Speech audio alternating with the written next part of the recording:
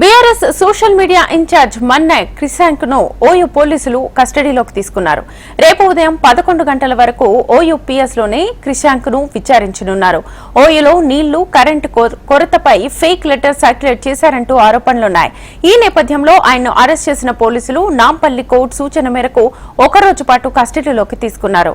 Krishank call డేటాతో పాటు WhatsApp మెసేజ్లను పోలీసులు ఆరా తీయనున్నారు. గతంలో ఇలాంటి ఘటనలపై వచ్చిన జడ్జిమెంట్ల ఆధారంగానే విచారణ కొనసాగించాలని క్రిషాంక్ తరపు న్యాయవాది కోరారు.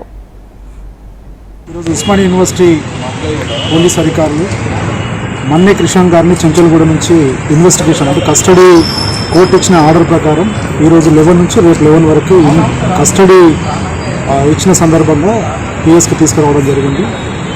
ఆ సందర్భంలో నేను క్రిషాంక్ గారికి అడ్వకేట్గా ఉన్నాను కాబట్టి ఐఓ గారిని కలవడం కోసం ఈరోజు ఇన్వెస్టిగేషన్ పర్పస్లో తను కలవడం జరిగింది. ఇప్పుడే ఆ వివరాలు అంటే కస్టడీకి సంబంధించిన వివరాలు కావచ్చు, కేసుకు సంబంధించిన వివరాలు కావచ్చు, తనతో కొన్ని జడ్జిమెంట్స్ ఉన్నవి. సుప్రీంకోర్టు డికే బోస్ గారి జడ్జిమెంట్ కావచ్చు, పరమ్వీర్ సింగ్ సైని జడ్జిమెంట్ కావచ్చు, సుజన్ కుమార్ జడ్జిమెంట్ కావచ్చు, అదేవిధంగా కె లక్ష్మణ్ గారు ఇచ్చిన ఒక జడ్జిమెంట్ కావచ్చు, జడ్జిమెంట్స్ గురించి ప్రస్తావన చేయడం జరిగింది. కస్టడీలో ఉన్నప్పుడు ఏదైతే నిందితుడు ఉంటాడో ఆ నిందితుడి దగ్గర నుంచి బలవంతంగా ఎలాంటి విట్నెస్ కానీ ఎలాంటి సీజింగ్కి సంబంధించిన ఇష్యూస్ ఆయన ప్రమేయం లేకుండా బలవంతంగా సీజ్ చేయడానికి లేదు.